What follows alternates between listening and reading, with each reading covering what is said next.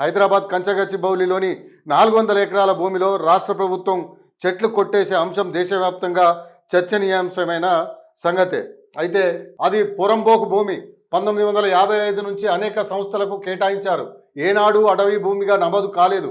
165 మధ్యస్థాయి చెట్లను తొలగించాం. భారీ యంత్రాలను వాడలేదు. అక్కడ 400 ఎకరాల్లో పర్యావరణ ఐటీ పార్కు, జంతువులు, జలాశయాలను పరిరక్షిస్తూనే ఏర్పాటు చేస్తాం. నకిలీ వీడియోలతో దుష్ప్రచారం, వాస్తవాల ఆధారంగా నిర్ణయం తీసుకోండి. సుప్రీంకోర్టులో రాష్ట్ర ప్రభుత్వం అఫిడవిట్ దాఖలు చేసింది.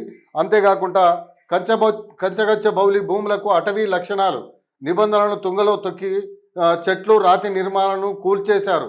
పత్రాలు, ఒప్పందాల ఆధారంగా ఈ భూమి యూనివర్సిటీదే. సిఈసి కంచగచ్చబౌలి భూముల ఫోటో రీపోస్ట్ వ్యవహారంలో అంటే ఇక దీనికి సంబంధించి సిఈసి కూడా ఒక నిబంధనలను తొంగలో తొక్కి ఆ రాతి నిర్మాణాలను కూడా కూర్చేశారని చెప్పేసి, ఆ భూమి కూడా యూనివర్సిటీదే అని చెప్పేసి చెప్తున్న వార్త ఒక వ్యవహారం. అయితే కంచగచ్చిబౌలి భూముల ఫోటోలకు సంబంధించి రీపోస్ట్ వ్యవహారంలో స్మితా సబర్వాలకు పోలీసులు నోటీసులు జారీ చేసిండ్రు.